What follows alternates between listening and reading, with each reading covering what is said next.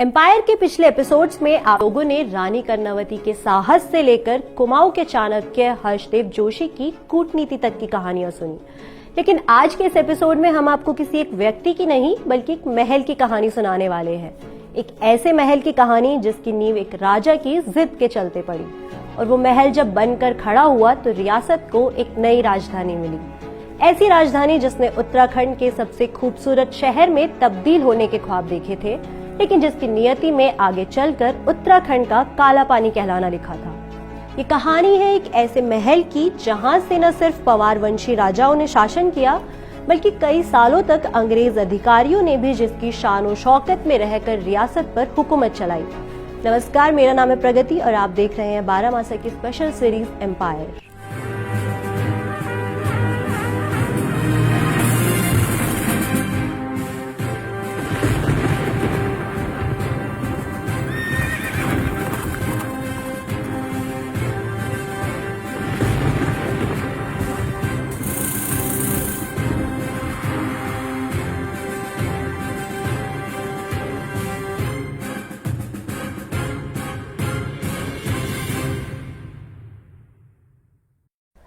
ये घटना है 1870 के दशक की।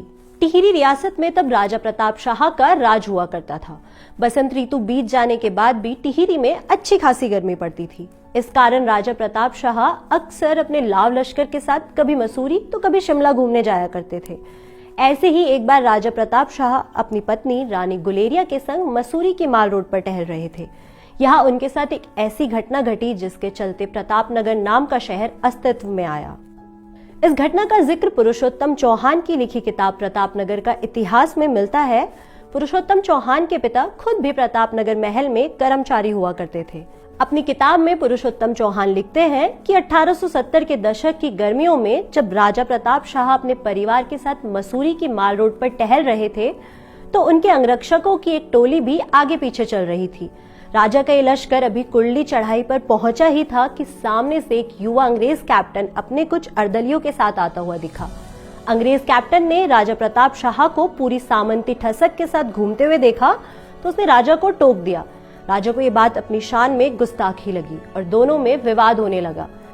बात इतनी बढ़ गई कि राजा प्रताप शाह ने एक जोरदार थप्पड़ कैप्टन को मारा, जिससे कैप्टन जमीन पर गिरा और एक पत्थर के टकराने के चलते उसकी वही मौत हो गई। ब्रिटानिया हुकूमत के रहते हुए एक कैप्टन की हत्या हो जाने से जो बवाल मच सकता था वो मचा। अंग्रेजी सेना और पुलिस तुरंत ही मौके पर पहुंच गई।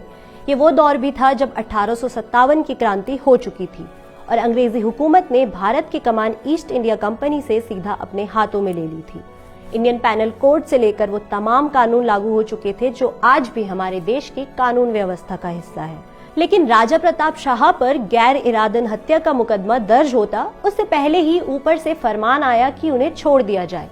बताते हैं कि राजा को इसलिए छोड़ दिया गया क्योंकि एक बड़ा व्यापार अनुबंध तब टिहरी रियासत के साथ होने वाला था। राजा को टिहरी लौट जाने को कहा गया, लेकिन इसके साथ ही उन्हें एक आदेश भी पकड़ाया गया जिसमें 2 टूक लिखा था कि अब राजा को कभी भी मसूरी की सीमा में प्रवेश नहीं मिलेगा।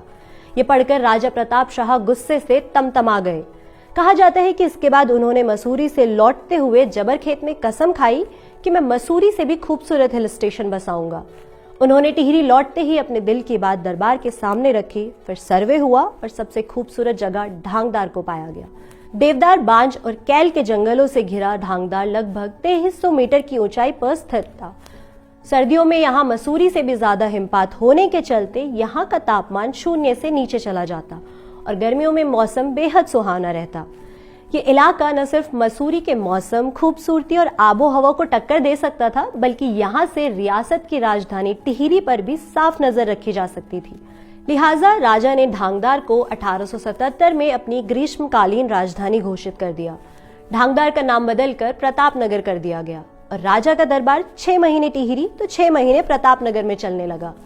कुछ समय बाद यहाँ रानी के भी महल का निर्माण किया गया। इसके साथ ही पुरानी टिहरी से प्रतापनगर के लिए रज्जू मार्ग यानी पैदल मार्ग का निर्माण भी कराया गया। पहली सड़क पुरानी टिहरी से प्रतापनगर के लिए बनी और फिर लमगांव से आगे सेम मुखे मंदिर तक इसका निर्माण किया गया। इस सड़क निर्माण का भी एक दिलचस्प किस्सा है। प्रतापनगर और लमगांव के पुराने लोग अक्सर ये किस्सा सुनाते हैं। बताया जाता है कि 19वीं सदी में प्रतापनगर के रावत गांव में 2 बड़े ठेकेदार भाई हुए।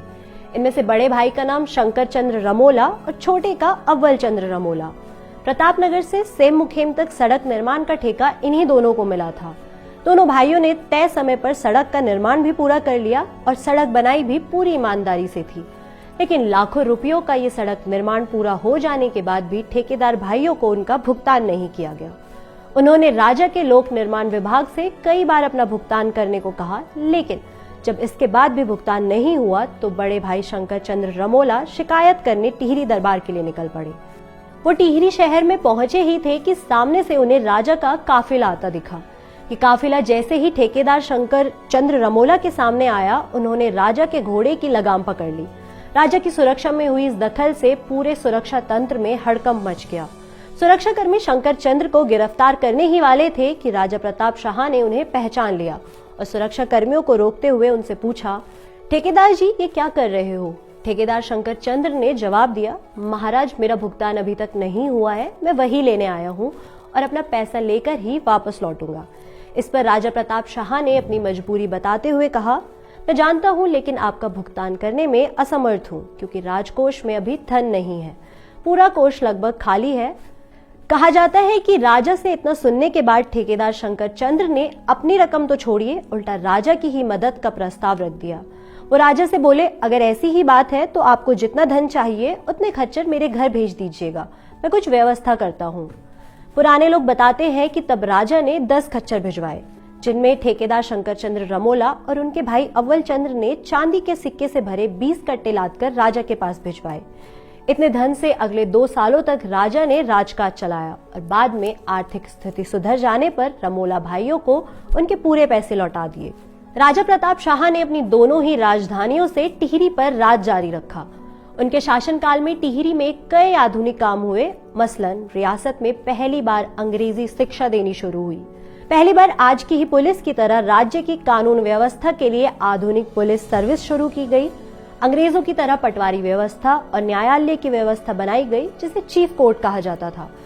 इसके साथ ही रियासत का पहला अस्पताल स्थापित किया गया, जिसमें श्रीदेव सुमन के पिता हरिराम बड़ोनी पहले डॉक्टर नियुक्त हुए। रियासत में पहला दवाखाना खोला गया और पहली प्रिंटिंग प्रेस भी इसी दौरान खोली गई। कई ऐसी कुप्रथाएं भी बंद हुई जो सदियों से जनता का खून चूस रही थी, जैसे दास प्रथा समाप्त की गई, घी कर और बिसा हटाया गया, खैंड जिसे बैगार भी कहते हैं इसे भी समाप्त किया गया। इन सुधारों के पीछे अलग अलग कारण बताए जाते हैं। इतिहासकार डॉक्टर शिव प्रसाद डबराल लिखते हैं कि ऐसा उन्होंने अपनी हिमाचली मूल की पत्नी रानी गुलेरिया की सलाह पर किया था, जबकि टिहरी रियासत के दीवान पंडित हरिकृष्ण रतूड़ी के अनुसार राजा प्रताप शाह ने कई विदेश यात्राएं की थी। वहां की जनता और शासक के बीच के संबंधों को देखकर उन्हें महसूस हुआ कि जनता और राजा के बीच ऐसे ही संबंध टिहरी रियासत में भी होने चाहिए। लिहाजा उन्होंने जनता को कई रियायत दी और उनके लिए अंग्रेजी शिक्षा के नए दरवाजे खोले। साल 1886 में राजा प्रताप शाह की मौत के बाद उनके बड़े बेटे कीर्ति शाह ने राजगद्दी संभाली, लेकिन अपने पिता की मौत के वक्त वो अल्पवयस्क थे। लिहाजा उनके वयस्क होने तक उनकी मां रानी गुलेरिया के संरक्षण में मंत्रियों की एक समिति ने यहाँ शासन किया। इस दौरान युवराज कीर्ति शाह ने कुछ दिन बरेली में और उसके बाद अजमेर के मशहूर मेयो कॉलेज से शिक्षा प्राप्त की। साल 1892 में नेपाल के प्रधानमंत्री जंग बहादुर राणा की पोत्री से उनका विवाह हुआ और 27 मई 1898 के दिन उन्हें टिहरी रियासत में संपूर्ण अधिकार और सत्ता मिली। आगे चलकर अंग्रेज सरकार ने उन्हें कंपेनियन ऑफ इंडिया की भी उपाधि दी और नाइट कमांडर की भी। राजा कीर्ति शाह पहले ऐसे राजा थे जिन्हें साल 1900 में इंग्लैंड में 11 तोपों की सलामी दी गई। किसी भारतीय रियासत के लिए बहुत बड़ा सम्मान था। टिहरी रियासत से पहले ये सम्मान सिर्फ हैदराबाद और जूनागढ़ जैसी बड़ी रियासतों को ही मिला था। अपने पिता प्रताप शाह की तरह कीर्ति शाह ने भी कई उल्लेखनीय कार्य किए। मसलन शिक्षाविद होने के चलते उन्होंने टिहरी में प्रताप हाई स्कूल और हीवेंट संस्कृत पाठशाला की स्थापना की। इसके साथ ही उन्होंने कई गांवों में प्राथमिक पाठशालाएं भी खुलवाई। वो पहले ऐसे राजा हुए जिन्होंने अपने राजकीय बजट में सबसे ज्यादा खर्च शिक्षा के क्षेत्र में किया। राजा कीर्ति शाह के नाम पर कई महत्वपूर्ण उपलब्धियां और भी हैं, जैसे उनके राजकाल में ही पहली बार बिजली की सुविधा रियासत में आई, उत्तरकाशी में कुष्ठ रोग के लिए केंद्र बनाया गया और टिहरी के किसानों के लाभ के लिए कृषि बैंक की स्थापना हुई। राजा कीर्ति शाह संस्कृत, हिंदी, उर्दू, फ्रेंच और अंग्रेजी भाषाओं को अच्छे से जानते थे। उन्हें एस्ट्रोनॉमी और एस्ट्रोलॉजी की भी अच्छी जानकारी थी। उन्होंने टिहरी में तब एक वेधशाला भी बनवाई, जिसके लिए विदेशों से यंत्र खरीदे गए। सौर मंडल और तारों पर रिसर्च के लिए उन्होंने बड़ी बड़ी टेलीस्कोप भी विदेशों से मंगवाई थी। इतिहासकार डॉक्टर शिव प्रसाद डबराल अपनी किताब में ये भी लिखते हैं कि राजा कीर्ति शाह ने हिंदी टाइपराइटर का भी आविष्कार किया था, लेकिन उसका कॉपीराइट उन्होंने एक कंपनी को दे दिया था। इन विलक्षण प्रतिभाओं को देखकर ही संभव है कि लॉर्ड लैंसडाउन ने वाइसरॉय दरबार में ये घोषणा की कि भारतीय राज्यों के प्रत्येक नरेश को कीर्ति शाह को अपना आदर्श बनाना चाहिए और उनका अनुकरण करना चाहिए। कीर्ति शाह धार्मिक प्रवृत्ति के होने के साथ ही जिज्ञासु भी थे। उन्होंने सम्राट अकबर की तरह दीन इलाही जैसा एक सुधारवादी धर्म तो नहीं चलाया, लेकिन कुछ उसी तरह विभिन्न धर्मावलंबियों को अपने अपने धर्म की मीमांसा करने के लिए एक महासम्मेलन बुलाया। साल 1913 में कीर्ति शाह की मौत हुई और इसके बाद टिहरी रियासत की जिम्मेदारी एक अंग्रेज अधिकारी के हाथों में चली गई। हालांकि इसके चलते प्रतापनगर का महल गुलजार हो उठा। इसकी भी एक कहानी है। कीर्ति शाह की मौत के वक्त उनके बड़े बेटे नरेंद्र शाह की उम्र महज 15 साल थी और वो अपनी पढ़ाई के लिए रियासत से बाहर थे। ऐसे में फिर से एक वैसी ही संरक्षण समिति बनाई गई जैसे उनके पिता कीर्ति शाह के राज्याभिषेक से पहले बनाई गई थी। इस समिति की अध्यक्ष कीर्ति शाह की पत्नी राजमाता नेपालिया बनी।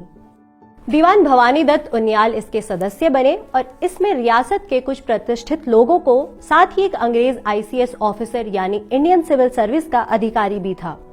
कुछ समय बाद ये हुआ कि संरक्षण समिति की अध्यक्ष राजमाता नेपालिया बीमार पड़ गई। तब कुमाऊं कमिश्नर ने कलेक्टर FC शेमियर को टिहरी रियासत संरक्षण समिति का अध्यक्ष घोषित किया और उन्हें टिहरी भेजा गया। इस घटना का उल्लेख प्रसिद्ध इतिहासकार डॉक्टर शिव प्रसाद डबराल की किताब में भी मिलता है। वो लिखते हैं कि शेमियर इंग्लैंड के ठंडे इलाके का था, तो वो अपना शासन 2300 मीटर की ऊंचाई पर बसे प्रतापनगर महल से चलाने लगा। शिव प्रसाद डबराल की किताब के अनुसार शेमियर एक सुयोग्य शासक था। उसकी प्रजा से सहानुभूति थी और वो न्यायप्रिय भी था, लेकिन वो राज्य के अधिकारियों की गुटबाजी और चाटुकारों पर नियंत्रण नहीं कर सका। इस कारण विभिन्न विभागों में चापलूसों को सफलता मिलने लगी और ईमानदार कर्मचारियों को तंग किया जाने लगा। बड़ी बात यह हुई कि शेमियर को खुद की प्रशंसा सुनने में आनंद आने लगा। संरक्षण समिति के सदस्य भवानी दत्त उनियाल ने उनके नाम पर राजधानी में शेमियर ड्रामेटिक क्लब की स्थापना कर दी। इससे शेमियर इतना खुश हुआ कि उसने भवानी दत्त उनियाल को संरक्षण समिति का सचिव नियुक्त कर दिया। इसके बाद कई बड़े पदों पर आसीन अधिकारियों ने अपना त्याग पत्र दे दिया, जिसमें प्रमुख रूप से चंद्रमोहन रतूड़ी और सत्य शरण रतूड़ी शामिल थे। इसी दौरान राज्य एक बड़ी विपदा में फंस गया। अक्टूबर 1916 में जब राजधानी को प्रतापनगर से अगले 6 महीनों के लिए टिहरी ले जाने की तैयारी चल रही थी, तब रियासत में हैजा की बीमारी फैल गई। हजारों लोग इसकी चपेट में आने से मारे गए। खुद FC शेमियर की भी इसी बीमारी के चपेट में आने से मौत हुई। मरने से पहले उसने अपनी अंतिम इच्छा जाहिर की कि उसे प्रतापनगर के जंगलों के बीच में ही दफन किया जाए। उनकी ये इच्छा पूरी भी की गई। राजमहल से और अब की तहसील के बीच बनी सड़क के पास ही उसकी कब्र बनाई गई। वक्त के साथ इस कब्र की टाइल्स और पत्थरों को लोगों ने अंधविश्वास के कारण उठाना शुरू कर दिया, जिसके चलते आज उस कब्र को तलाशना काफी मुश्किल भरा काम हो गया है। वैसे टिहरी रियासत पर लंबे समय तक राज करने वाले शेमियर काफी लोकप्रिय भी रहा। उसने टिहरी में थोकदारों का वर्चस्व लगभग समाप्त कर दिया और टैक्स भी कुछ हद तक कम किए थे। वो आम लोगों से किसी सामंत की तरह नहीं, बल्कि आम इंसान की तरह मिलता था। शेमियर की मौत के कुछ साल बाद अंग्रेज अधिकारी म्यूर ने भी टिहरी पर राज किया। उसके बाद 4 अक्टूबर 1919 को जब नरेंद्र शाह 18 साल के हुए तो उन्हें टिहरी की राजगद्दी सौंप दी गई।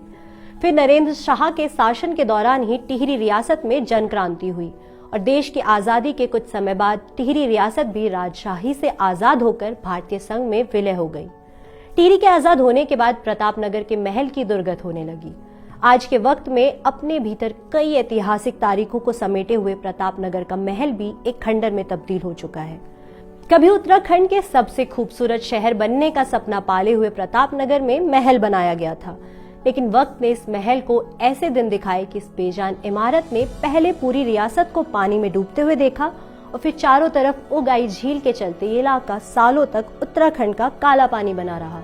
हालांकि अब डोबरा चाटी पुल बन जाने से प्रतापनगर पहुंचना काफी सहज हो चुका है। तो आप लोग भी इस ऐतिहासिक शहर और यहाँ मौजूद इतिहास के निशानों को देखने जरूर जाएं। इस एपिसोड की स्क्रिप्ट आपके लिए लिखी थी हमारे सहयोगी मनमीत ने। आपको ये एपिसोड कैसा लगा हमें कमेंट करके जरूर बताएं। ये कार्यक्रम आपको पसंद आया तो इसे लाइक और शेयर करने के साथ ही बारामासा को समर्थन दें, ताकि हम लाते रहे ऐसे ही दिलचस्प कहानियां, जुड़े रहे बारामासा।